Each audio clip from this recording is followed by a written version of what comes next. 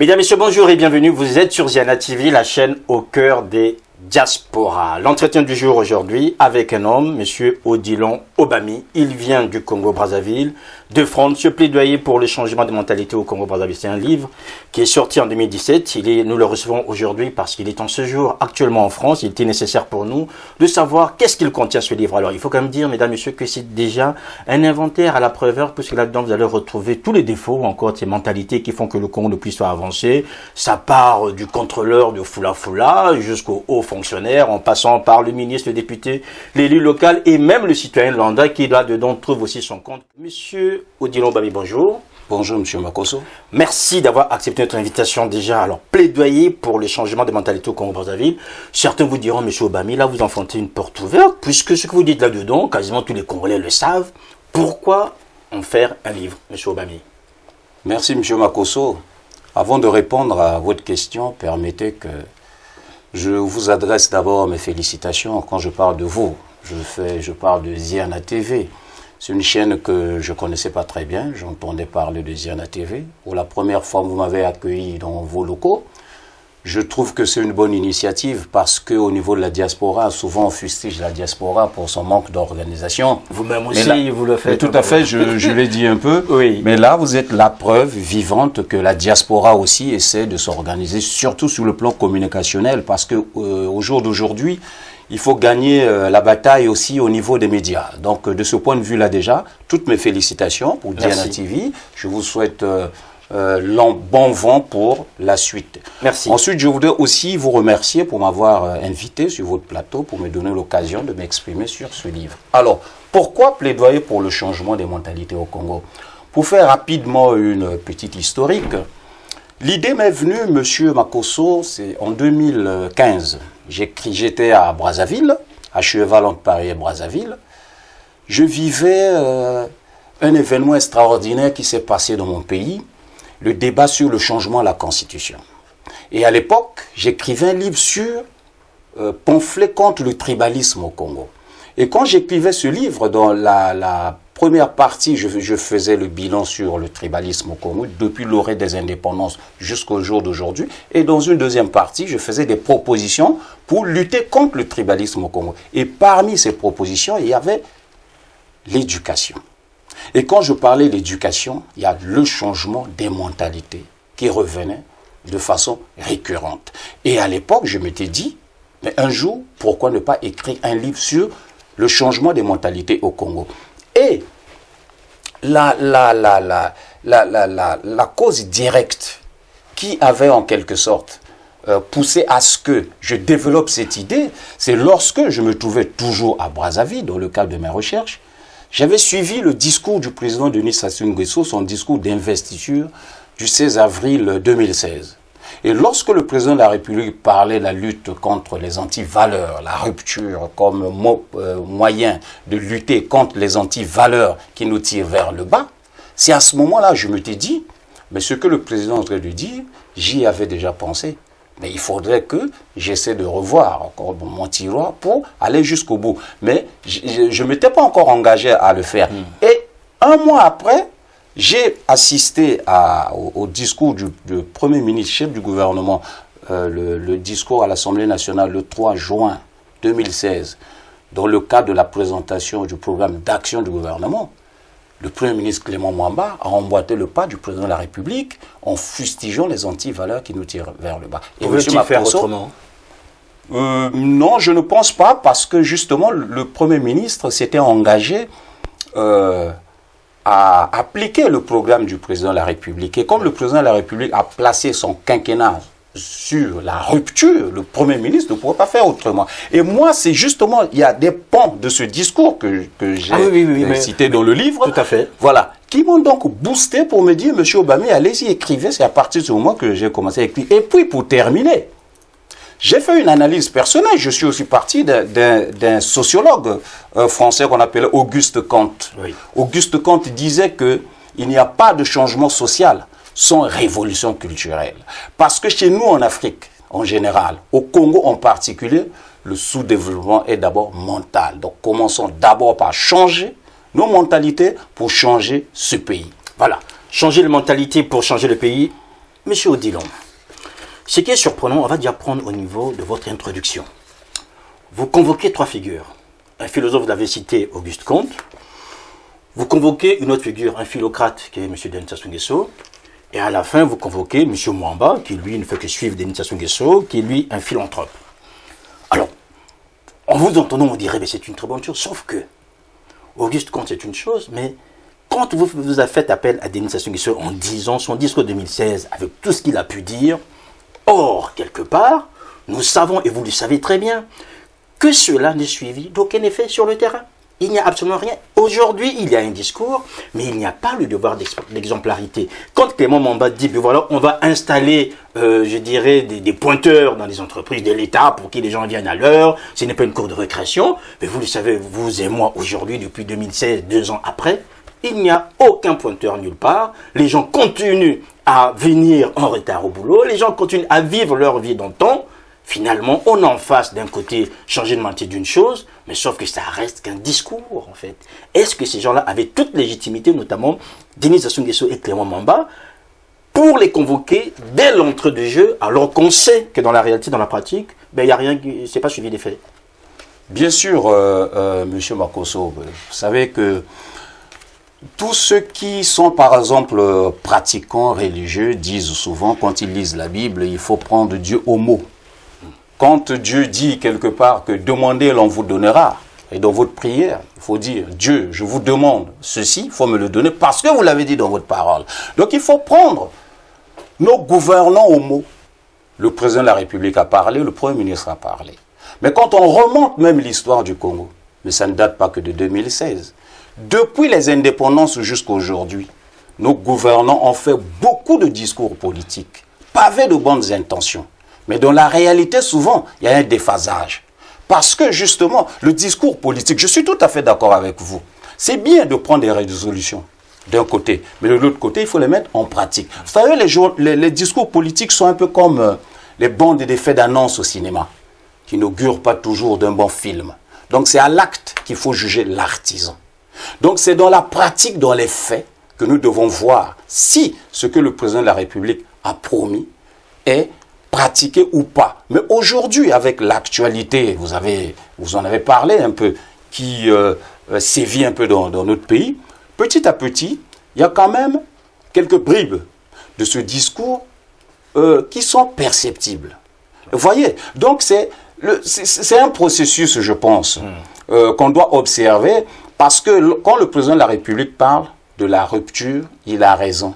Quand il fustige les antivaleurs, il a raison. Maintenant, il faut mettre en œuvre. Moi, il y a quelque chose qui m'avait frappé dans le discours du président, parce qu'il avait dit ces valeurs qui fondent l'éthique républicaine doivent être enseignées à la rentrée prochaine. Je vais juste lire.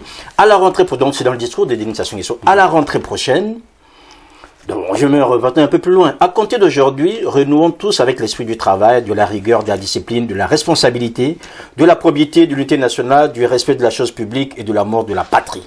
À la rentrée prochaine, ces valeurs qui procèdent de l'éthique républicaine seront enseignées dans toutes les écoles de la République. Avez-vous lu les programmes aujourd'hui des écoles de la République? Enseigne-t-on ces valeurs, Monsieur Odilon Obami? Bon, ces valeurs ne sont pas encore enseignées de façon satisfaisante. Mais aujourd'hui, au Congo, nous avons ce qu'on appelle... Ces valeurs sont-elles inscrites dans le programme des éducations des jeunes congolais aujourd'hui? Dans les programmes, ces valeurs ne sont pas encore inscrites à mon goût. C'est-à-dire que il faudrait que l'éducation nationale s'approprie ce discours pour inculquer ces valeurs dans des programmes comme naguère. Nous, on avait, M. Makosso, vous avez peut-être connu, le Code du pionnier, bien sûr, qui était une espèce de 10 commandements qui nous inculquait certaines valeurs positives. J'ai vu aussi que vous êtes assez nostalgique. Voilà. Mais ça fait des jeunes qu'on n'a plus aujourd'hui. Mais tout à fait, parce qu'à cette époque, ce sont des valeurs qui nous inculquaient la discipline, le respect vis-à-vis des autres, le respect vis-à-vis de la nation. Donc, aujourd'hui, nous avons au Congo un ministère, on a le ministère de l'Éducation nationale, l'enseignement, il y a 3 ministères qui s'en occupent, et il y a le ministère de la Jeunesse et de l'Éducation civique, qui quand même essaie de faire un travail de conscientisation de la jeunesse. Ce n'est pas encore suffisant, mais je pense qu'il faut aller jusqu'au bout en inscrivant l'éthique républicaine, la morale républicaine dans tous les programmes scolaires et universitaires. Et en faire même un sujet obligatoire d'admission aux examens et aux concours. Un sujet d'admission obligatoire aux examens et aux concours, sauf qu'il y a quelqu'un qui serait aujourd'hui échoué, c'est M. Mwamba, quand on vous lit aujourd'hui, par rapport à ses engagements. Quand il dit à la fonction publique cessera d'être la colonie de vacances ou la cour de récréation des agents paresseux, le gouvernement procédera à un contrôle d'assiduité au travail au moyen d'un système électronique en liaison avec le service de la solde du ministère des Finances, on peut en rigoler, on sait que tout ça, c'est que de l'esbrouf en fait. Sur le plan théorique, c'est beau ce que le Premier ministre avait dit. Oui. Maintenant, dans la pratique, ce n'est pas suffi d'effet. Pourquoi? On peut se poser la question. On peut se dire depuis 50 ans, on peut remonter depuis 30 ans, 50 ans. Ça a toujours été comme ça. C'est ce que je vous ai dit. Je vous ai dit que, c'est-à-dire que ces deux discours-là, on ne va pas les détacher du contexte congolais. Il faut se replonger dans l'histoire du Congo. Quand on jette un coup d'œil rétrospectif sur l'histoire du Congo, dans le rétroviseur de l'histoire du Congo, il y a beaucoup de discours qui ont été faits, mais dans la réalité, il y a un décalage. Pour en venir au discours du Premier ministre, je suis tout à fait d'accord avec vous. Théoriquement, ce que le Premier ministre avait dit est vrai et légitime. Mais dans la réalité, ce n'est pas encore suivi des faits. Parce que l'assiduité de nos fonctionnaires n'est pas contrôlée. Et on sait que nos fonctionnaires, pour la plupart, brillent par l'inconscience professionnelle. Oui. Mais moi, je peux peut-être expliquer pourquoi, jusqu'aujourd'hui, cela n'a pas encore vu le jour. Parce que vous savez que instaurer un système de contrôle électronique en liaison avec le service de la solde, ça demande énormément d'argent. Aujourd'hui, le Congo traverse une crise qui est très difficile, que vous n'êtes pas sans ignorer, M. Makosso.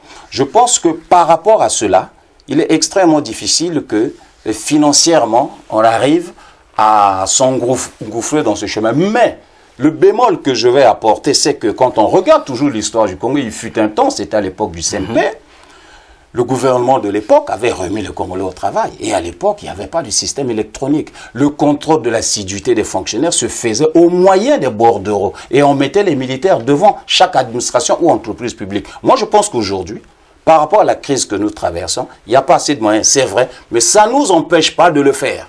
De façon même manuelle. Il suffit qu'il y ait la volonté politique pour le faire. Donc aujourd'hui, il n'y a pas de volonté pour vous quand on voit en fait ces déviances au niveau de la fonction publique. Alors restons sur la fonction publique, monsieur Obami. Ce qui est intéressant, c'est que vous faites une description de l'agent de l'État qui a toujours nourri l'imaginaire en fait du Congolais. C'est un gars qui est paresseux, qui vient quand il veut, qui en même temps, en fait, il est fonctionnaire mais commerçant, puisqu'il peut aller à Dubaï, il peut aller dans d'autres endroits, acheter sa marchandise, revenir à un machin, il doit aller au port, c'est ce que vous écrivez, il doit aller au port pour les douaniers. Donc il a pris au moins sur un mois de travail, au moins 15 jours. À ce moment-là, on se dit, mais ça, c'est parce que il y a un problème d'exemplarité, en fait. Parce que quand vous convoquez M. Mwamba, quand vous convoquez des administrations pour dire, mais voilà, ces gens-là disent une chose, mais le fonctionnaire qui lui prend son temps pour aller à Dubaï, faire son commerce, revenir, et qu'il n'y ait personne dans l'entourage qui puisse lui dire quelque chose, il se dit, c'est parce qu'il y a un problème d'exemplarité. Quel lien faites-vous quand on entend ces mentalités déviantes et l'exemplarité, notamment quand on veut arriver à changer ces mentalités? Bon, moi je pense qu'il ne faut pas faire d'amalgame. Enfin, je ne fais pas d'amalgame, j'étais juste tout à fait. De prendre en termes d'exemplarité. Oui, mais tout à fait. Mais justement, je fustige beaucoup d'agents de l'État. Oui. Pas tous les agents de l'État. Il y en a qui sont exemplaires, qui sont consciencieux. Mais malheureusement, il y a la majorité qui baigne dans l'inconscience professionnelle. Voilà. Ça, on n'a pas besoin d'une boule de cristal ou des chiffres statistiques pour le savoir. Alors, moi je pense que pour lutter contre ce phénomène, contre cette anti-valeur, il faut que l'État soit fort et ferme. Vous avez pris l'exemple, j'ai pris l'exemple que vous avez cité tout à l'heure, de ce fonctionnaire. Déjà, la ponctualité, il y en a qui disent que ça ne fait pas partie de notre culture. La fonction publique, dans la fonction publique, par exemple, le travail commence à 7 heures et s'arrête à 14 heures. Donc, c'est 7 heures de travail. Mais vous avez des phénomènes au Congo, tout le monde le vit. Les gens arrivent des fois à 9 heures, ils partent à 13 heures. Et il y a un phénomène même aujourd'hui au Congo, quand il pleut, beaucoup de gens ne vont pas travailler. Enfin, vous voyez, quand on voit aussi bon, vous ajoutez à cela, oui, c'est vrai, il y a des problèmes de transport et tout, mais justement, le déplacement urbain n'est pas aussi organisé. Tout à fait. Mais on doit prendre des précautions pour aller au travail, puisque le déplacement du point de vue des transports est difficile, c'est vrai. Mais monsieur Makosso, lorsqu'on dit que les fonctionnaires sont payés tel jour, ils y vont. Pourquoi? Il y a toujours des difficultés de transport. Donc c'est un problème de mentalité, c'est un problème de volonté, de l'amour de la patrie. Aujourd'hui, ces valeurs-là sont en train de mourir au Congo. Le Congolais est devenu moins patriote que naguère. C'est pour ça que je dis, pour régler ce genre de problème, il faut que l'État soit fort, l'État soit ferme. Il faut, pour moi, que les fonctionnaires soient payés au prorata, en fonction des heures de travail effectuées. Donc, il faut mettre en place ce programme, ce programme de contrôle d'assiduité. Vous allez faire beaucoup d'amis dans la fonction publique. Mais non. Monsieur Makosso, vous savez, quand on fait la politique, il ne faut pas faire la politique pour plaire aux gens. Un homme politique, ce n'est pas celui qui suit le peuple. Un homme politique, il montre la voie au peuple. C'est un leader. Il a un projet de société. Il a des moyens. Il se donne les moyens pour atteindre ses objectifs et il montre le chemin au peuple. Un homme politique, M. Makosso, c'est celui qui sait faire la différence entre les besoins du peuple et les désirs du peuple. Donc le cadre est là, c'est que vous êtes fonctionnaire, vous travaillez 7 heures par jour. Le cadre est là, vous êtes fonctionnaire, vous travaillez 4 semaines par mois. Mais si, comme par exemple vous avez des fonctionnaires qui font aussi du business, qui font des affaires, c'est pas interdit. Mais lorsque, par exemple, ils s'absentent... Est-ce que c'est compatible avec le statut de fonctionnaire, puisqu'on a quand même un emploi qui est garanti par rapport à celui qui est dans le privé? Mais c'est ce que je vous dis. Lorsque les gens utilisent, par exemple, 2 semaines pour aller faire leur business, et à la fin du mois, on les paye au titre de 4 semaines, je trouve que c'est pas normal. Ça cause un préjudice énorme à l'État. Parce que du point de vue du rendement, ces gens-là sont inutiles. C'est pour ça que je dis, pour régler ce genre de problème, il faut contrôler l'assiduité des fonctionnaires. Si on n'a pas des moyens électroniques aujourd'hui du point de vue de la conjoncture économique, c'est très bien, mais on va le faire de façon manuelle comme dans les années 70. Et la conséquence, c'est quoi? Il faut payer les fonctionnaires au prorata des heures du travail effectuées. Si on applique cette rigueur, M. Makosso, vous allez voir que beaucoup de gens vont se rendre à leur travail. Alors, en attendant que beaucoup de gens se rendent à leur travail, M. Obami, ce livre, alors, je vous rappelle donc, mesdames et messieurs, que je reçois Odilon Obami, plaidoyer pour les changements de mentalité au Congo-Brazzaville. Je vous rappelle que ce livre, c'est en fait un inventaire à la Prévert, puisqu'il y en a de tout. Là, on vient de parler des fonctionnaires. Parlons maintenant de l'éthique. Et vous l'avez écrit ici en lettres capitales. Oui. Voilà, parler de l'éthique, ça veut dire pour vous aujourd'hui, c'est quoi l'éthique dans la situation du Congo? Qu'est-ce que ça devrait être, notamment quand on voit le Congo dans la manière d'appréhender son développement aujourd'hui? Mais l'éthique, c'est tout un ensemble de règles positives, des règles morales que l'homme doit observer pour bien se conduire dans la société. L'éthique, c'est tout ce qui est relatif à la rectitude. Oui. C'est-à-dire que dans toutes les actions humaines, pas seulement politiques, l'action humaine en général, il faut placer l'éthique au cœur de l'action de l'homme. Parce que l'éthique, s'il n'y a pas d'éthique, ça veut dire que on exalte l'antivaleur. C'est pour ça que je dis, notre pays, un pays ne peut pas se développer sans éthique. On a l'impression qu'au Congo, c'est une confusion générale. Vous écrivez ici, page 23, citons toujours le discours de Sassou Nguesso, 2017, année de la rigueur pour le gouvernement qui doit donner l'exemple, montrer le chemin, dire la vérité. Rigueur pour tous. Rigueur pour le gouvernement qui doit donner l'exemple, montrer le chemin, dire la vérité. Alors vous le savez que 2017, le gouvernement a menti au FMI. 2017, le gouvernement n'a pas dit exactement quelle était la situation des finances du Congo. Est-ce que là aussi, on est dans un cadre éthique, ou bien on a là des gens, en fait, comme on l'a dit dès le départ, qui disent une chose et qui font son contraire? Non, je ne pense pas qu'on fasse ce raccourci, c'est un peu aller trop vite en besogne. On vit dans la vie, dans le monde, sur la terre des hommes. Oui. Vous voyez, l'absolu n'existe pas. On ne parle pas d'absolu, on parle juste de quelque chose qui est factuel. Non, justement, parce que quand vous dites que l'éthique, dire la vérité, montrer l'exemple, c'est ce qui est écrit ici. À ce moment-là, quand on gère un État, M. Makosso, il y a ce qu'on appelle la raison d'État. En politique, toute vérité n'est pas bonne à dire. Non, on va parler la vérité parce que nous sommes... Non. Oui. Le président avait dit 2017, on dit la vérité. Là, on est en 2018. Oui. En 2018, on est sur le plateau de Diana TV. On va dire la vérité. C'était en 2017. Non, on va dire la vérité. Moi, je ne fais pas cette vérité-là. Oui. Vous savez, en politique, toute vérité n'est pas bonne à dire. Il y a ce qu'on appelle la raison d'État. Regardez aujourd'hui l'actualité brûlante. Il y a des bombardements en Syrie. Il y a la guerre de communication. On ne sait pas qui dit la vérité, qui ment. Vous savez, souvenez-vous que déjà il fut un temps, à l'époque pour attaquer Saddam Hussein, on avait fait croire qu'il détenait des armes. Colin Powell qui agitait. Voilà. Donc, moi je pense que la politique, c'est une science, c'est vrai, c'est aussi un art.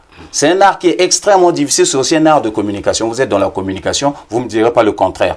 Donc, il y a ce qu'on appelle la raison d'État. Il y a des choses qu'on ne peut pas dire. Pendant la campagne électorale, par exemple, M. Makosso, vous pensez qu'au vu de la conjoncture économique d'un pays, vous êtes candidat à une élection, vous savez que les caisses de l'État sont vides, vous n'avez pas d'argent, vous allez dire au peuple congolais que votez pour moi, les caisses sont vides, je verrai ce que je vais faire. L'homme politique suscite l'espoir. On ne peut plus parler d'éthique.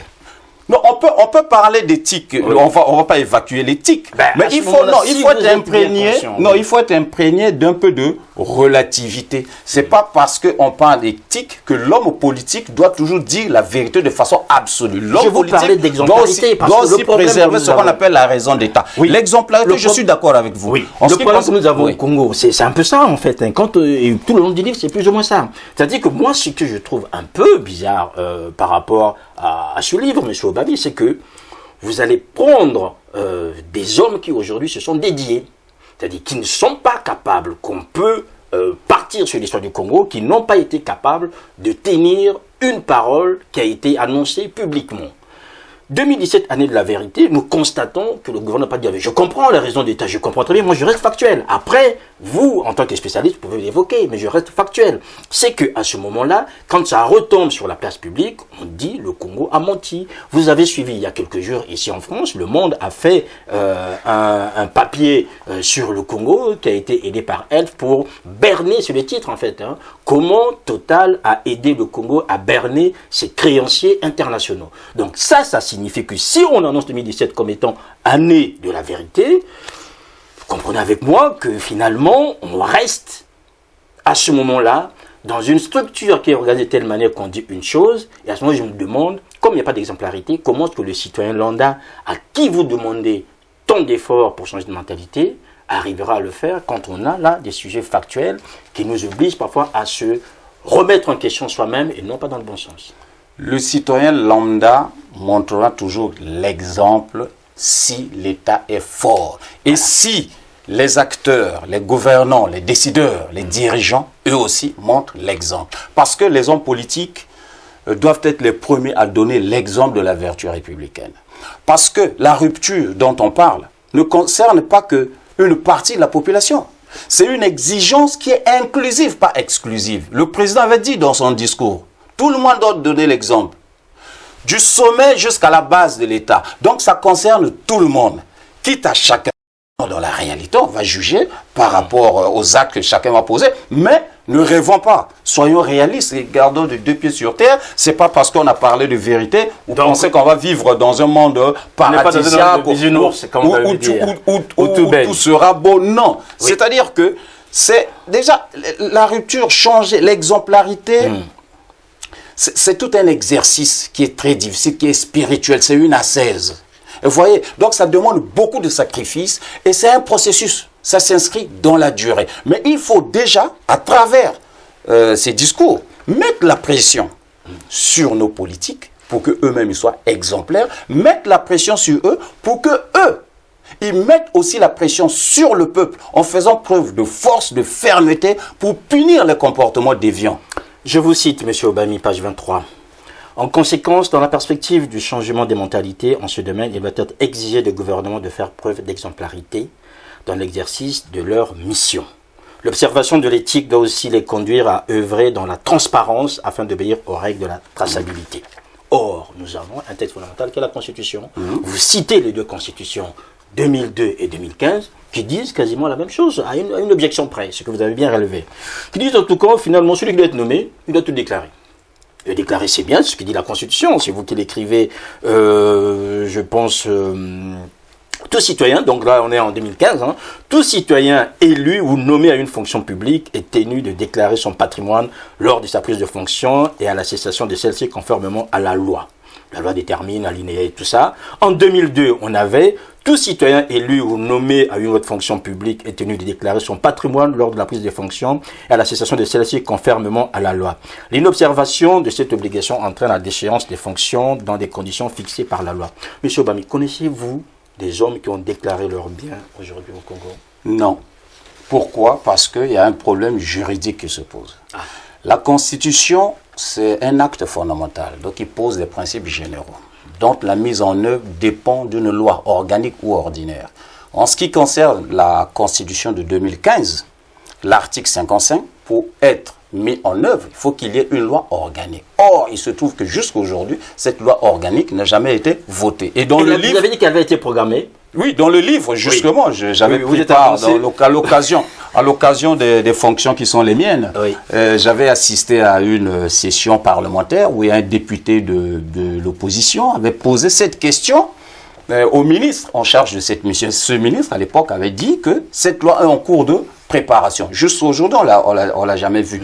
Mais moi, ce qui me fait sourire, monsieur Makosso, je rentre toujours dans l'histoire du Congo. Vous savez, il ne faut pas zapper l'histoire. L'histoire nous permet de comprendre le présent pour bien préparer l'avenir. Et quand je me replonge dans l'histoire, toujours de ce problème de déclaration de patrimoine, la Constitution de 15 mars 92, c'était l'article 74, avait aussi fait obligation aux élus, à l'époque, c'était le président de la République et les membres du gouvernement de déclarer leur patrimoine. Il n'y a jamais eu de déclaration de patrimoine parce qu'il n'y a jamais eu aussi de loi organique. On remonte encore à l'époque de Milongo, paix à son âme, quand il avait géré la transition. Il y avait cette exigence de déclarer les patrimoines. C'était jamais suivi des faits. Et là, en tant que citoyen congolais, je me pose la question, est-ce que c'est fait exprès ou c'est pas fait exprès? C'est pour ça que je dis, dans le cadre du changement des mentalités, il faudrait que nos décideurs mettent en pratique des principes, des dispositions que eux-mêmes ils prennent. Et voilà. Donc c'est un problème de manque de volonté politique. Donc, simplement. Toujours un souci d'exemplarité, je veux dire. On annonce les choses, on a du mal à aller jusqu'au bout. Mais justement, depuis naguère. Oui, vous donnez une place importante, monsieur Obami, à l'éducation dans le cadre de ces changements de mentalité. Alors, vous vous en prenez beaucoup à l'enseignement privé. Hein. Vous parlez des favelas scolaires, vous parlez des ghettos scolaires, des bateaux scolaires, tous ces lieux où on embrigade les enfants, enfin embrigadés, c'est-à-dire où les enfants étudient dans des conditions qui ne sont pas normales. Mais vous savez aussi que l'État n'a plus mis d'argent, ne met plus d'argent dans l'éducation. Les écoles publiques, elles aussi, sont abandonnées. Les enfants étudient dans des conditions qui sont misérables. Il faut parfois être dans un bon touston scolaire que d'être dans une école privée, public, parce qu'on sait que là, on va s'asseoir par terre. Dans un bon touston ou dans un ghetto scolaire, on peut au moins s'asseoir sur un banc, monsieur Obami. Je suis tout à fait d'accord avec vous. Quand j'ai parlé de l'éducation, vous savez, l'éducation, c'est la matrice de la société. Nelson Mandela disait que l'éducation, c'est l'arme la plus puissante pour changer le monde. Et je me souviens d'un avocat qu'on appelait Danton qui disait que après le pain, l'éducation est la priorité du peuple.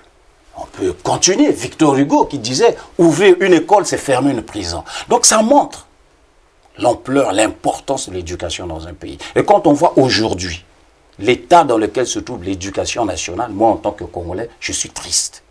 Et notre éducation nationale aujourd'hui a deux secteurs. Énormément d'argent. Énormément d'argent. Il y a deux secteurs. Il y a le secteur public et le secteur privé.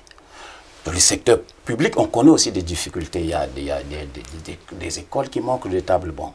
Il y en a qui sont aussi équipées de tables-bancs. Quelquefois, il y a des citoyens un peu réfractaires au développement qui en prennent, les transforment en bois de chauffe. J'ai vécu aussi ce phénomène-là. Mais la responsabilité, c'est pas que, c'est aussi l'État. Et dans le secteur privé, je suis triste de... Le secteur privé, c'est un secteur important parce que ça vient compenser un peu les carences de l'État. Mais il m'a été donné de constater qu'il y a des établissements scolaires qui n'ont de scolaires que de nom. C'est des vieilles maisons, par exemple, qu'on a transformées en salle de classe, où il n'y a pas de cours de récréation, par exemple. Et même la qualité des enseignements, la qualité même du personnel. Je vais vous raconter une anecdote. Il fut un temps, j'étais encore ici en France, j'ai fait un tour à Brazzaville dans le cadre de mes vacances. J'ai rencontré un monsieur qui m'avait appris les arts martiaux dans les années 80. Nous, on l'appelait maître à l'époque. Et quand je l'ai vu, on commençait à discuter. Je lui ai dit, mais qu'est-ce que vous êtes devenu? Il me dit, non, je suis maintenant directeur des études dans une école privée. Je lui ai dit, une école privée, directeur des études. Ce monsieur, monsieur Makosso, je vous dis que par rapport à ce qu'il avait appris dans la vie, n'avait aucune qualification pour devenir directeur des études. Directeur des études dans une école, c'est un poste très important. Et là, je me t'ai dit, mais c'est grave où va mon pays. Donc, quand je fustige ces écoles-là, je dis, il faut que l'État mette de l'ordre dans le secteur privé. L'enseignement privé, c'est vrai, mais il faut qu'il y ait un encadrement. Donc, les écoles qui n'obéissent pas aux règles pour enseigner, pour donner la bonne éducation aux enfants, doivent être purement simplement fermées. Et ça a été fait dans le cadre dans le secteur médical. Madame la ministre Lydia Mikola avait pris son courage pour fermer les cliniques qui ne correspondaient pas aux critères d'exercer la médecine au Congo. En ce qui concerne les écoles privées, c'est pareil, parce que l'État, c'est l'institution la plus forte dans la société. L'État doit encadrer, réguler toutes les activités au Congo, notamment les écoles privées. Alors, parlons d'écoles privées. Dans les privés, il y a aussi des écoles de confession religieuse. Là, on va aborder le côté religieux. La religion aussi, vous en prenez aux églises de réveil. Certains vous diront, monsieur Obami, vous avez un problème avec les églises de réveil. Ce ne sont pas les églises de réveil. Alors, ce qui est intéressant, monsieur Obami, c'est que vous donnez là-dedans l'emploi du temps. En fait, d'une femme, tout à fait, mariée, lundi. c'est un peu surprenant que vous alliez avec autant de détails pour décrire la journée type d'une femme mariée qui donne plus de temps à l'église qu'à son foyer, des choses comme ça. Oui, la religion pose aussi un vrai problème. Moi qui vous parle, je suis croyant. Je suis croyant, je crois en Dieu. Quand j'ai le temps, je vais aussi au culte. Mais il m'a été donné de constater que les églises dites de réveil, mais dont la plupart plongent les gens dans un profond réveil, où ils ne sont que de réveil parce qu'ils réveillent les gens avec leur nuisance sonore. Mais la plupart de ces églises ont un impact négatif sur les mentalités des Congolais aujourd'hui. Vous avez cité de cet emploi du temps-là. Mais là aussi, je ne fais pas des amalgames. Vous voyez, aujourd'hui dans nos foyers, il y a beaucoup de femmes, quand vous voyez leur emploi du temps, par rapport à la spiritualité, mais c'est comme un bachelier qui prépare son examen. Vous voyez, par exemple, lundi, réunion. Mardi, louange et adoration. Jeudi, intercession. Samedi, messe d'action de grâce. Dimanche, grande messe générale à l'église ou retraite spirituelle à la montagne. Vous voyez? Et quand vous voyez déjà ces églises-là, qui inculquent un enseignement qui pervertisse les mentalités. Il y a certaines églises qui demandent même à leurs adeptes, aux hommes par exemple, de ne pas se peiner les cheveux. Des églises par exemple qui interdisent à leurs adeptes de ne pas accepter la transfusion sanguine par exemple. Vous trouvez ça normal? De ne pas regarder la télévision. Mais la religion, à la base, l'église, mais c'est fait pour éduquer, pour inculquer les valeurs morales, les valeurs positives, pour tirer le peuple vers le haut. Mais quand je vois aujourd'hui dans notre pays ces églises dites de réveil, qui poussent comme des champignons tous les jours, vous ne pouvez pas aujourd'hui à Brazzaville, à Pointe-Noire, je ne sais pas, à Brazzaville aujourd'hui, à Pointe-Noire, il y a une rue où il n'y a pas une église. Et quand vous voyez les heures même des cultes, du matin jusqu'au soir, là où j'habite, non loin de moi, à 2 heures du matin, vous entendez les gens chanter. Et puis, certains de ces pasteurs, par exemple, ils font la manipulation mentale. Ils influencent même la vie des couples des gens. Un tel, voilà, j'ai eu une révélation, Dieu m'a dit que le mari que vous avez, ce n'est pas votre mari, voilà votre mari, Dieu va vous l'envoyer. Et ils font aussi à travers les dîmes, par exemple, cet argent-là. Je ne parle pas de tous les pasteurs. En tout cas, là où je prie, ce n'est pas comme ça. Il y a certains pasteurs qui détournent cet argent pour leurs affaires personnelles. Oui. Et M. Makosso, vous pensez que des choses comme ça, on doit les passer sous silence? Non. Moi, je pense que dans tout ça aussi, l'État doit être ferme pour tracer un cadre sur ces églises. Les églises qui ne respectent pas le cadre légal doivent être fermées. Il n'y a pas longtemps, le président Kagame l'a fait au Rwanda. Oui. Il a fait fermer plusieurs églises qui ne respectait pas ces normes, qui polluait l'atmosphère par les nuisances sonores et par l'occupation illégale de terre. Il a fermé. Et à la fin de l'année, par exemple, je me souviens, le président Denis Sassou Nguesso, après son discours sur l'état de la nation, il avait reçu toutes les organisations de la société civile. Et je me souviens, j'étais devant la télé, j'ai entendu le président dire que le Congo, c'est un pays laïque. Le Congo, c'est un pays qui respecte la liberté religieuse, la liberté de penser. Donc, ce n'est pas interdit de prier, de croire en un Dieu de son choix. Mais votre liberté religieuse ne vous autorise pas aussi à déranger les autres au moyen des nuisances sonores. Le président de la République l'avait dit. Donc, ce qui signifie Sauf que les nuisances continuent. Les nuisances continuent, justement. l'État doit sévir pour punir. Nous avons, finalement, nous avons des textes juridiques au Congo qui répriment les nuisances sonores. Bon, finalement, M. Obami, au lieu de parler du changement de mentalité auprès des citoyens, est-ce que le problème du Congo, ce n'est pas un problème d'un État faible, finalement? Parce que quand vous évoquez toutes ces situations, on remonte toujours, étant dans un centre de droit, vers l'application du droit. Ça n'est jamais appliqué par les personnes qui sont habilitées à pouvoir le faire. Est-ce que finalement le premier changement de mentalité n'est pas un problème par rapport à un État faible que des citoyens qui, eux, ne veulent rester comme tels? Non, M. Makosso, le problème de changement de mentalité, c'est un problème qui est général à tous les Congolais. C'est-à-dire l'État, c'est un ensemble d'individus fixés sur un territoire donné, ayant à leur tête un gouvernement. Donc l'État congolais, ce sont des hommes. Et parmi ces hommes, il y a des hommes politiques, il y en a qui sont du pouvoir, il y en a qui sont de l'opposition. Parmi ces hommes, il y a le peuple. Vous et moi, M. Makosso. Donc le changement de mentalité concerne tout le monde. C'est pour ça que dans mon livre, il y a deux parties. Dans la première partie, je parle du changement de mentalité à l'égard des hommes politiques. Et dans les hommes politiques, je parle de ceux qui sont au pouvoir, de ceux qui sont dans l'opposition. Et dans le peuple, je parle de tout le monde. Donc, le changement de mentalité concerne tout le monde. C'est une exigence inclusive, pas sélective. Une exigence qui incombe d'abord à ceux qui sont élus. Parlons des députés. Vous évoquez là aussi, vous faites un schéma assez, vous direz, caricatural du député congolais. On se demandera même s'il est nommé ou élu. La rupture dans le sens du changement de mentalité doit extirper les candidats à la députation de la démagogie de tout promettre. Oui, pourquoi je l'ai dit, M. Makosso? Parce que vous savez, le député, il est utile pour un pays. Le député, son rôle, c'est quoi? C'est voter les lois, contrôler l'action du gouvernement. Or, il se trouve que dans notre pays, lorsque vous assistez aux campagnes pour la députation, les députés promettent tout et n'importe quoi. Ils promettent de construire des routes, des hôpitaux.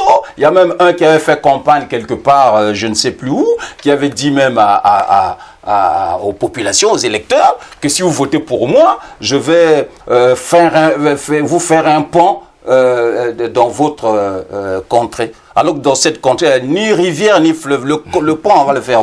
Donc, si j'ai fustigé, ce n'est pas tous les députés. Il y a des députés qui sont exemplaires. Moi, je dis simplement, le député, les candidats à la députation doivent changer leur mentalité dans le sens où ils doivent dire la vérité aux électeurs. Ils doivent dire leur rôle. C'est voter la loi, contrôler l'action du gouvernement. Et nombreux, quand ils sont là-bas, ils ne contrôlent pas assez l'action du gouvernement. Il aura fallu attendre le discours à la nation du président de la République. De finalement, c'est un discours qui demandait, en fait, parce qu'on revient sur ce discours-là, non, pas celui de 2017. Non, oui. pas celui de 16 avril 2017. Le discours du 30 décembre 2017, quand le président avait dit, vous, en tant que parlementaire, vous avez le droit de faire des enquêtes parlementaires. Le président ne vous empêche pas de le faire. Et après, on a vu comment les députés sont en train de prendre. Oui, puisque le président nous l'a dit, on va le faire. Mais est-ce que vous trouvez ça normal que le président dise à un député de faire son travail? Non. Le rôle du député, voter la loi, contrôler l'action du gouvernement. Il faut qu'il le fasse réellement. Le rôle du député, il vote les lois, c'est vrai. Il vote la loi qui est prise à l'initiative du gouvernement, donc c'est des projets de loi, des lois que lui aussi il conçoit. Propositions de loi. Mais peu de députés chez nous font des propositions de loi. Il y en a qui sont 20 ans, 40 ans députés, n'ont jamais fait une proposition de loi. Et puis il y a un fait très important, je terminerai par là, quelque chose qui me choque profondément lorsque je vais au Parlement. Vous savez, M. Makosso, au Congo, chez nous, je crois, il y a 4 sessions parlementaires par an. Et chaque session dure 70 jours. Il y a une session qui vient de se terminer là, qui est du 1er février au 10 avril. À la fin de chaque session, on alloue à un député la somme au moins de 4 millions pour faire des descentes. Le rôle de cet argent, c'est faire des descentes, aller dans les circonscriptions, expliquer aux citoyens qu'est-ce qui a été fait pendant ces 70 jours. On a voté telle loi, on a discuté de ceci, cela, par rapport à la nation. Mais dans la réalité, peu de députés le font. Quand ils font des descentes, c'est pour aller donner des cadeaux aux gens. Ils attendent Noël, voilà, pour aller faire... Ça, c'est pas le rôle du député. Le rôle du député, c'est d'aller expliquer, faire aussi ce qu'on appelle la vulgarisation de la loi. C'est pour ça, moi, je propose dans mon livre, je ne dis pas qu'on doit supprimer cette somme-là. On doit garder cette somme. Mais les députés qui n'accomplissent pas cette mission-là doivent rembourser cet argent. Ou bien, cet argent doit être déduit de leurs émoluments. Parce que c'est leur mission de le faire.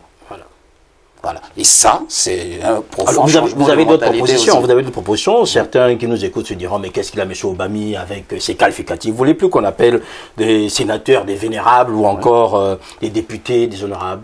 Et en même temps, vous voulez aussi limiter le nombre de mandats électifs et tout ça. Oui. C'est un vrai programme politique. Est-ce que vous pensez qu'aujourd'hui, cela contribuera en fait à avoir des députés modèles? Oui. Oui, je vais vous expliquer pourquoi. Déjà, là, il y a deux questions en une. Dans la Constitution, il n'est écrit nulle part qu'un député porte le titre de honorable, qu'un sénateur porte le titre de vénérable. Non. Dans la Constitution, il est dit les élus à l'Assemblée nationale portent le titre de député. Les élus au Sénat portent le titre de sénateur. Il n'y a ni honorable ni vénérable. Monsieur Makosso, on vénère Dieu, on vénère pas un homme. Moi, je pense que nos élus doivent faire preuve d'humilité et accepter qu'on les appelle simplement Monsieur le député, Monsieur le sénateur. Oui, oui. Moi, quand je vais au Parlement, mais ils ne sont pas tous appelés honorables.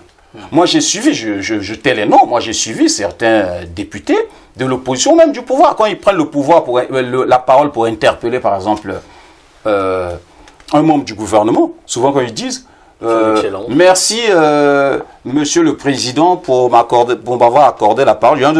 Merci, honorable Président. Merci, vénérable. Il y en a qui disent Monsieur. Ils ont raison. La Constitution est là. La Constitution ne dit pas qu'on doit appeler un sénateur vénérable, un député honorable. Moi, je dis, le changement de mentalité doit aussi, concernant nos parlementaires, partir de là, qu'ils fassent preuve d'humilité, qu'ils acceptent qu'on les appelle Monsieur le député, Monsieur le sénateur. Et quand je parle de la limitation des mandats, ben oui, il faut limiter les mandats pour faire vivre la démocratie, pour favoriser l'alternance. Si déjà on a limité le mandat du président de la République à 3, pas plus de 15 ans, président de la République, avec la nouvelle constitution, pourquoi voulez-vous qu'on ne limite pas le nombre de mandats des parlementaires? On doit aussi limiter le nombre de mandats des députés. Moi, j'ai assisté à la dernière élection législative. Il y a eu des échauffourées, des conflits souvent intergénérationnels. Vous proposez 3 mandats. Vous dites, voilà, oui, 3 mandats. Il y a eu des conflits intergénérationnels, par exemple. Il y a un ancien député qui est là élu depuis 20 ans, mais qui ne veut pas laisser la place à un jeune qui arrive. Et sur le terrain, les jeunes étaient beaucoup plus, aimé par le peuple que lui. Mais ça a créé des conflits, des violences même physiques. C'est pour ça que je dis, pour régler ce genre de problème-là, il faut limiter le mandat des députés. Celui qui a déjà fait ces 3 mandats, si c'est qui n'a plus le droit de se présenter, il s'efface et favorise l'alternance, favorise le renouvellement de la classe politique. C'est pour ça que je dis, on doit limiter aussi le nombre de mandats des députés et des sénateurs, et même des maires aussi élus. Il faut limiter le mandat de tout le monde. Voilà, limiter le mandat de tout le monde. Il y a quelques omissions, M. Obami, si vous me permettez. Quand on vous lit, on dit, ben tiens, c'est une très bonne chose, il faut limiter le mandat, sauf que, vous me direz peut-être, vous ne parlez pas des députés qui arrivent à obtenir ce mandat par le biais de la tricherie, c'est-à-dire qui trichent aux élections. Vous n'évoquez pas, en fait, aussi, ça fait partie aujourd'hui des mentalités qu'on sait qu'il y a une élection, il faut tricher pour gagner. Plus ou moins, on en cite à ça aujourd'hui.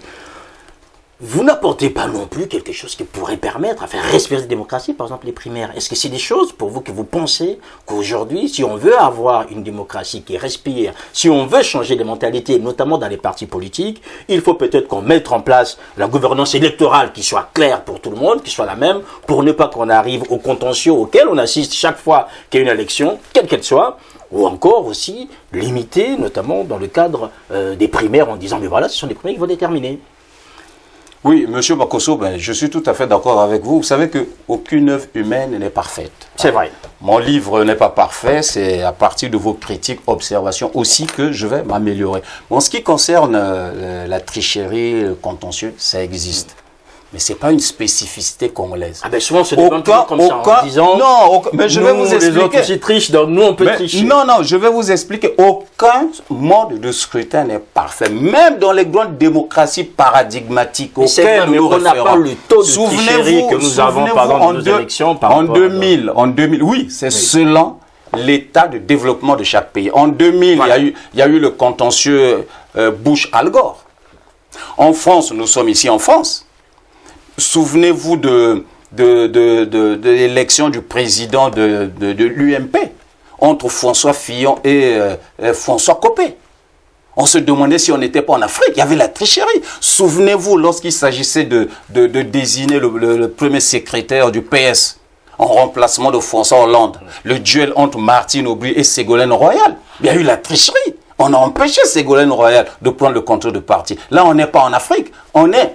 Donc on prend les Africains. Non, mais je fais, pas à pas. Oui. Maintenant, on va chez nous, mais vous allez voir, je suis tout à fait d'accord avec vous, il y a des irrégularités. Vous savez, les irrégularités sont aux élections... On peut prendre une bonne place dans ce livre, puisque ça permet de changer la mentalité. Pour votre gouverne, j'ai un livre en perspective qui va sortir avant la fin de l'année sur le contentieux électoral. Ah, très bien, donc on aura l'occasion. Voilà, je développe longuement sur ce fait. Et dans ce livre, je démontre même que les irrégularités sont aux élections ce que la radioactivité est à l'uranium, ce que la silhouette est à l'homme. C'est indétachable. Maintenant, la force de l'État, c'est quoi? Sur le plan juridique, il y a des mécanismes, des procédures qui sont prévues pour régler le contentieux électoral. Ça existe.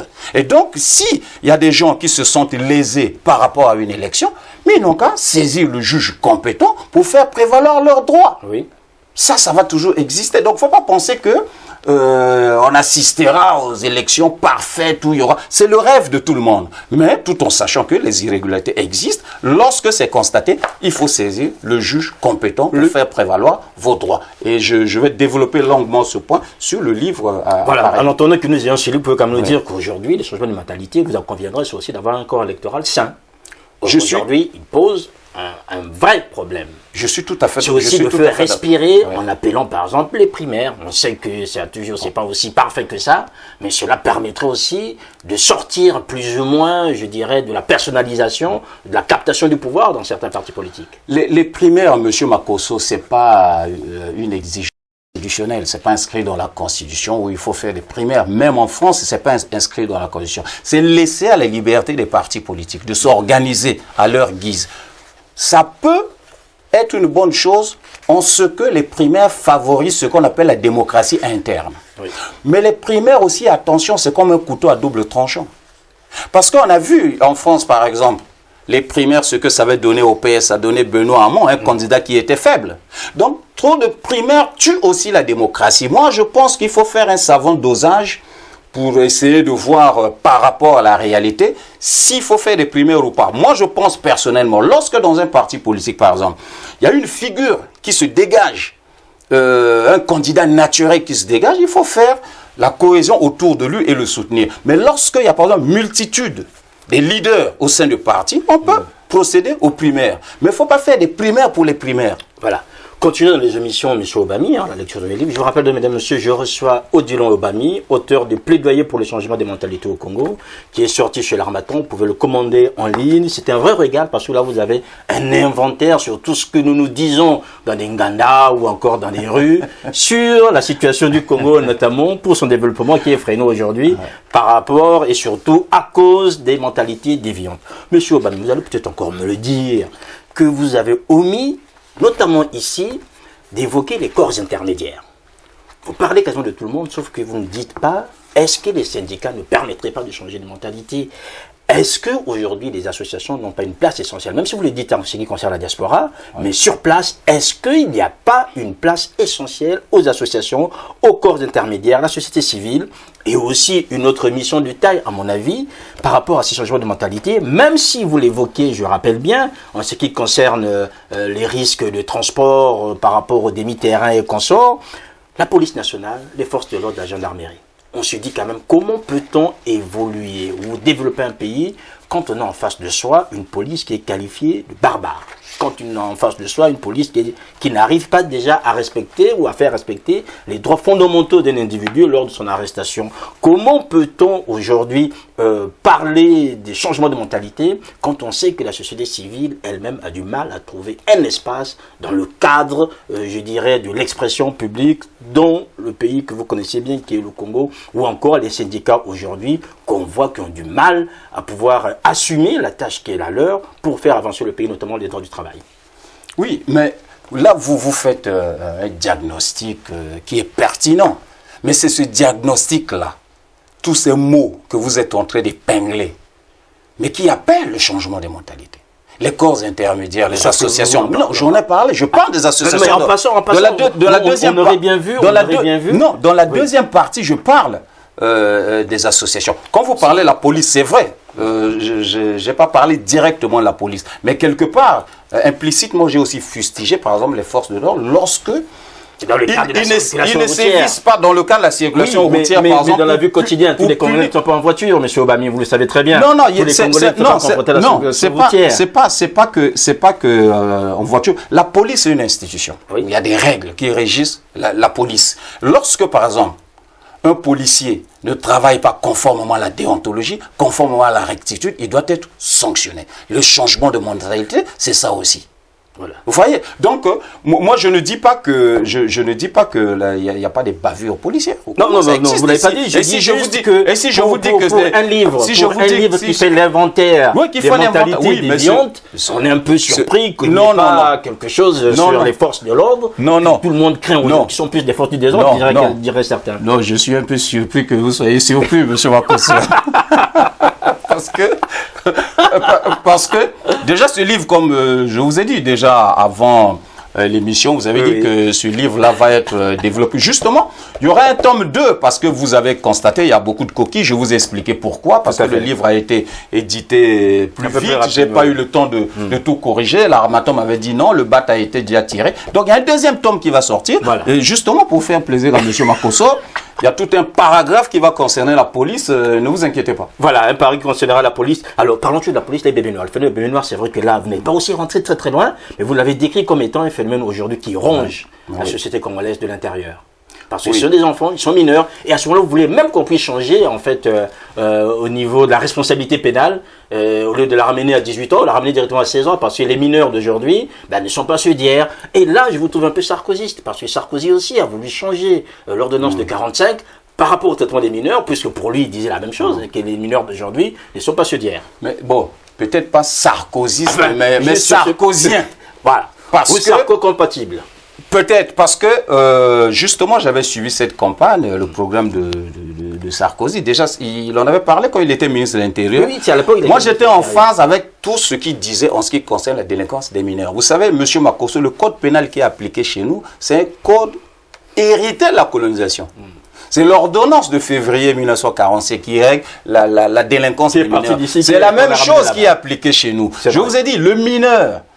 Cette ordonnance date de 1945. Le mineur de 1945 de 2018, c'est pas pareil. Le mineur d'aujourd'hui est très dangereux. Vous voyez, c'est pour ça que je dis, notre code pénal doit être réformé. Pourquoi? Parce que, vous savez, le phénomène des bébés noirs, la plupart de ces enfants, c'est pour ça qu'on les appelle les bébés, sont des mineurs. Lorsqu'on les appréhende, qu'est-ce qui se passe?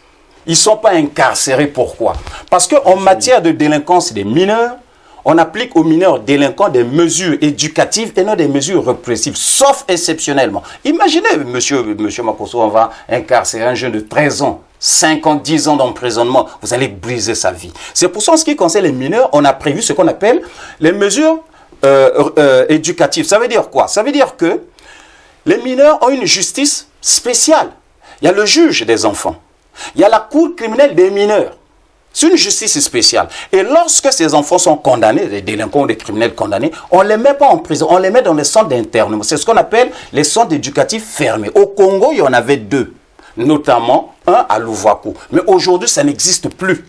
C'est pour ça que je dis, quand on arrête ces jeunes et que les centres n'existent pas, le procureur de la République, après les avoir auditionnés, qu'est-ce qu'il fait? Il les laisse libres. La garde à vue, on peut mettre quelqu'un en garde à vue au Congo jusqu'à 3 jours, 5 jours. C'est terminé. L'enfant est libre. C'est pour ça que je dis il faut réformer le code pénal en baissant par exemple la majorité pénale de 19, c'est 19 ans, là, une coquille, voilà, de 18 ans, c'est 19 ans la majorité pénale, baisser de 19 à 15 ans par exemple, parce qu'il y a des jeunes de 15 ans qui sont devenus dangereux, pour faire de la répression, de l'emprisonnement un principe, et les mesures éducatives une exception. Mais là aussi, il faut que l'État construise des centres éducatifs fermés. Là aussi, il faut que l'État, en amont, prenne des mesures préventives pour créer aussi des centres de loisirs au Congo. Ça n'existe plus, M. Makosso.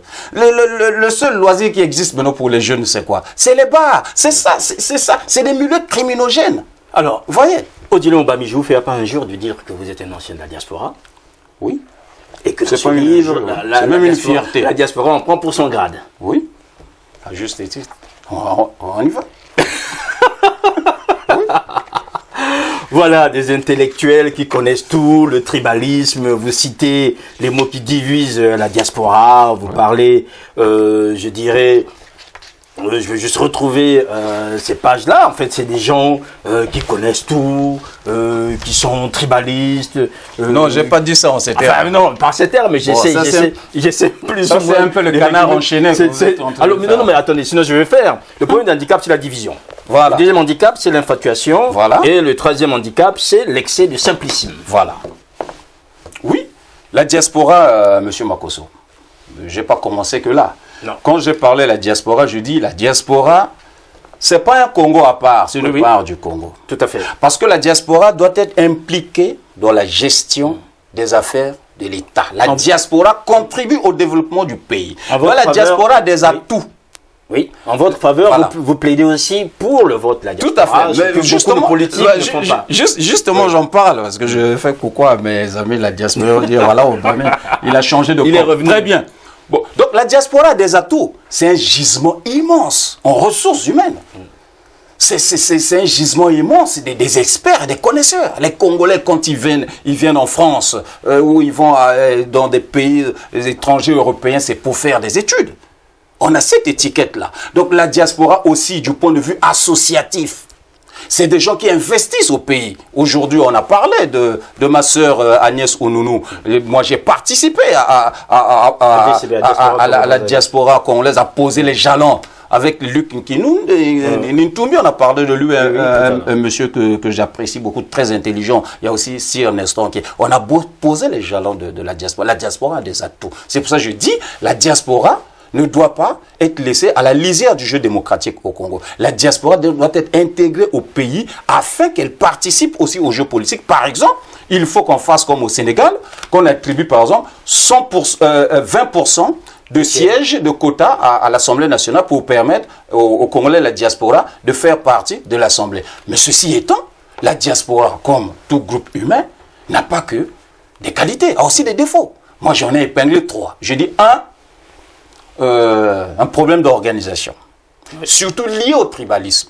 Ça, moi-même, j'en ai été victime. Je ne cite pas des noms. Souvent, au niveau de la diaspora, lorsqu'on se retrouve au sein d'une association ou d'un parti politique, quand quelqu'un fait partie de ce groupe-là, s'il est, par exemple, de la même ethnie, vous savez, moi, je n'ai pas de mot tabou, de la même ethnie que le président de la République ou du même pôle géographique que le président de la République, il fait partie d'un groupuscule de la diaspora qui s'inscrit dans l'opposition. Souvent, je ne dis pas toujours, souvent cette personne-là est soupçonnée comme une taupe au service du pouvoir pour informer le pouvoir. Et à l'inverse, lorsque c'est une personne qui est d'une autre ethnie que le président ou de l'autre pôle géographique que le président, tout de suite on le taxe d'opposant primaire, opposant primaire qui est plus mu par l'esprit de vengeance pour récupérer le pouvoir. Ça c'est le tribalisme dans un sens comme dans l'autre. Au sein de la diaspora, c'est vrai. Mes amis et frères, la diaspora ne va pas le nier. Et deuxième défaut de la diaspora, j'ai dit, mais c'est l'infatuation. Pas tous les Congolais de la diaspora. Certains Congolais de la diaspora se croient plus intelligents que ceux qui sont restés au pays, qui n'ont pas eu l'opportunité de venir étudier ici parce qu'ils ont fait les grandes écoles, ils ont fait la Sorbonne, ils ont fait ceci, cela. C'est pas parce qu'on a, je l'ai dit, j'ai utilisé des mots un peu, c'est pas parce qu'on est diplômé jusqu'aux dents, avec un CV long qu'on étale comme de la confiture sur une tranche de pain, oui, qu'on est plus intelligent, plus compétent que ceux qui sont restés au pays. Et le troisième point, je dis, c'est surtout la critique au vitriol, souvent enrobée d'imprécations, sans proposition concrète, sans action concrète sur le terrain. Ça, on le voit à travers les réseaux sociaux. Il y en a qui se sont érigés au procureur du net, au gourou. Il suffit que vous pensiez le contraire par rapport à eux. Voilà, on vous taxe de traître. Mais à une époque, vous avez aussi été gourou du net, monsieur non, pas Obami. gourou. Non, Enfin, pas gourou parce que... Présent. Non, pas vous gourou. Étiez parti, je ne nie pas, oui. j'étais très présent sur le net, très critique. Mais une dans critique le cadre de la Ligue des positive. Intellos. Alors, c'était déjà bien défini. C'était critique, la Ligue des critique Intellos. positive. Déjà, si vous parlez de la Ligue des Intellos, déjà à l'époque, si vous vous souvenez, en 2011, déjà à la Ligue des Intellos, je disais qu'un jour, il faut que j'écrive un livre sur le tribalisme au Congo. Et ça a été fait. Donc, la critique, c'est une valeur.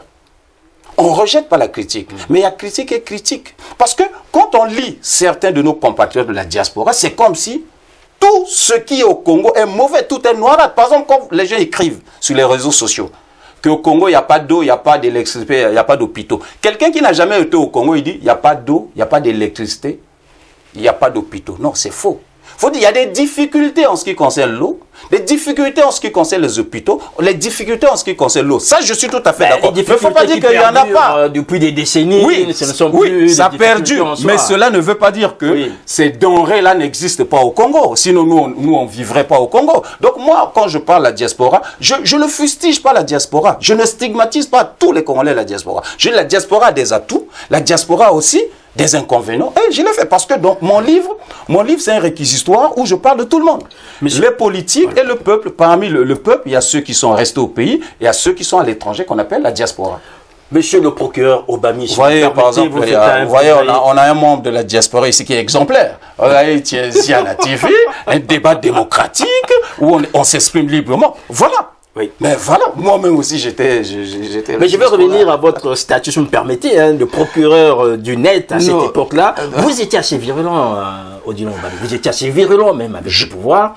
Aujourd'hui, je reconnais positivement. Voilà. Aujourd'hui, vous êtes rentré à Brazzaville. Est-ce que vous avez changé de mentalité vous-même, puisque vous baignez dans un environnement qui, lui, à vous lire, n'est pas aussi sain qu'on pourrait le penser? Est-ce que vous avez changé vous-même?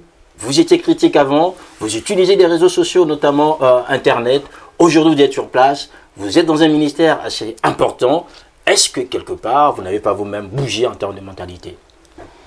Mais aucun environnement n'est sain, monsieur, de façon absolue. Même au Vatican, on va vous dire qu'il y a la pédophilie. Donc, la sainteté, ça, c'est une idée de fakir, de moine. Vous voyez, la perfection n'est pas de ce monde.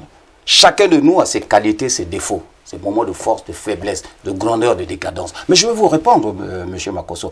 Moi, je suis transfuge de la diaspora. Je nie pas. Il fut un temps, même jusqu'à aujourd'hui, quand j'ai des choses critiques à faire, je critique. Quand je critique les demi-terrains, je critique. L'État doit faire quelque chose pour régler ce problème. Il faut un État fort, un État exemplaire qui punit les anti-valeurs. Vous voyez? Donc, quand vous dites que, vous-même, vous n'avez pas changé de mentalité, mais je ne suis pas parfait, monsieur Makosso. Je fais des efforts pour essayer de changer. Il y a d'autres choses que je dois encore changer en moi. Je ne dis pas que je suis parfait. Mon livre, c'est pas la morale que je fais aux autres. D'ailleurs, c'est Emmanuel Kant qui disait que la morale, c'est pas ce qu'on exige des autres. C'est ce qu'on exige à soi-même. Le changement des mentalités doit commencer d'abord par soi-même. C'est un exercice, c'est une introspection. Changement du discours aussi. Moi-même, j'ai aussi un côté monstre. J'ai aussi des anti-valeurs coriaces qui me tirent. Quelquefois, je suis un peu paresseux. Il faut que je me bouge un peu. Je fais des efforts personnels pour changer. Mais je ne dis pas que ce que j'ai écrit, je l'exige seulement aux autres. Non, à moi-même aussi, y compris. Oui. Est-ce que vous avez évolué dans votre discours par rapport au pouvoir en place? Évoluer, non, quand vous lisez à ce moment-là, votre grande époque quand vous prenez mes discours auxquels vous faites allusion avec mes propos, aujourd'hui même, dans ce livre, je n'ai pas changé. Dans le sens où, moi, je ne suis pas un partisan. Je ne suis pas un dogmatique, je n'ai pas de parti politique. Moi, mon parti, c'est ma patrie, le Congo. Ma patrie a besoin de moi. Pour la servir, j'y vais. Je discute avec tout le monde. Du pouvoir comme de l'opposition. Mon intérêt, c'est le Congo, l'intérêt général. Donc, s'il y a des choses qui sont positives, je dis c'est positif. Si c'est pas positif, je dis c'est pas positif. Et je dis pourquoi. Mais en respectant les autres. Critiquer ne veut pas dire qu'il faut insulter les gens. On peut critiquer quelqu'un sans l'insulter. Vous voyez, la pensée unique, M. Makosso, est mortifère pour le développement. Aujourd'hui, il y a des gens qui pensent qu'aujourd'hui, il faut penser comme eux. Parce qu'ils sont ici, ils ont pris position, il ne faut pas faire... ça, c'est ce qu'on appelle la dictature intellectuelle. Oui. Elle est aussi dangereuse que la dictature politique. Donc moi, je suis quelqu'un qui aspire à la liberté, je suis épris de liberté, et comme disait Elie Wiesel, être libre, c'est pas seulement l'être quand l'autre ne l'est pas. C'est l'être quand l'autre l'est aussi. Il faut que nos frères, nos sœurs de la diaspora, qui aspirent à la liberté, qui sont des chantres de la liberté, souffrent aussi que d'autres frères congolais ne partagent pas les mêmes idées que... C'est ça le vrai sens de la démocratie. Il faut toujours la loi des contradictions. Odilon Obami, on arrive à la fin de cet entretien sur le livre. Il y a un vocable qui revient comme un leitmotiv, c'est le terme rupture. Oui. Je vais vous proposer deux titres. Je pensais en vous lisant, vous me direz si cela vous convient ou vous en ferez un commentaire. Le premier titre serait plaidoyer pour la rupture selon Denis Sassou Nguesso. Ou encore plaidoyer pour la rupture en vue d'un État fort au Congo après Denis Sassou Nguesso. Non. Ni l'un ni l'autre, parce que déjà, c'est des titres kilométriques que j'aime pas. Mais plaidoyer pour le changement des mentalités au Congo. Le Congo, c'est pour ça, vous voyez, il y a un symbole qui est là, c'est le drapeau. Oui. Le drapeau, c'est l'une de mes filles qui m'avait conçu cette couverture-là. J'ai voulu mettre le drapeau national pour marquer un peu mon patriotisme. Nous devons avoir l'amour de la patrie. Il y a quand même l'ombre de Denis Sassou Nguesso aujourd'hui, notamment ces deux discours plus importants. Mais tout à fait. Mais c'est pour ça que je pose la question. Je vous dis. Non, tout à fait. Mais on n'est pas obligé de mettre le nom du président. Mais c'est ça, c'est pour ça que j'ai dit. Est-ce que, bah alors, sinon. Le président, le discours du président. Le terme rupture, c'est vrai que c'est lui qui l'a popularisé. Tout à fait. Tout à fait. Et d'entrée de jeu, vous évoquez. Tout à fait. Et même rupture, quand vous parlez de. Vous savez que ce terme a été aussi galvaudé. Nombreux de nos compatriotes utilisent rupture avec assimilent avec la... Non, oui. La rupture, ça veut dire changer les mentalités, se débarrasser des mentalités qui nous tirent vers le bas pour changer. C'est pour ça, dans la conclusion, j'ai cité cet extraordinaire poème de Rudyard Kipling, Le Si. Vous voyez, il faut changer les mentalités. La biodiversité nous le montre. Regardez, Monsieur Makosso, un papillon, il part d'abord de la chenille. La chenille, pour devenir papillon, doit souffrir de mourir en tant que chenille et devenir papillon. Une graine doit souffrir de mourir pour devenir un arbre fruitier. L'œuf doit souffrir de mourir pour devenir un coq. L'homme doit aussi souffrir de mourir mentalement, tel qu'il est, avec ses mauvaises habitudes, pour renaître en tant qu'un homme nouveau. C'est ça le vrai sens du changement de mentalité. Et la rupture doit être adaptée selon les circonstances. Il y a des choses qu'on peut changer tout de suite, il y en a d'autres qui prennent du temps. Donc la rupture, c'est un processus. Et je terminerai par un auteur que j'aime bien, Mark Twain, je l'ai cité dans le livre, qui dit on ne se débarrasse pas d'une habitude en la flanquant par la fenêtre. Il faut descendre l'escalier marche par marche. C'est ça le vrai sens de la rupture. C'est un processus. Allons pas à pas, mais ayons le courage de commencer à tous les niveaux. C'est ça le message que je veux véhiculer à travers ce livre. Je n'insulte personne, je ne fustige personne, mais je parle de mon pays, le Congo. Nous devons changer notre mentalité pour changer notre pays, le Congo. Changer de mentalité pour changer notre pays, le Congo, vous l'avez bien entendu, mesdames et messieurs. Mon invité était Monsieur Odilon Obami, auteur de Plaidoyer pour le changement des mentalités au Congo-Brazzaville. Ce livre est disponible chez l'Harmattan.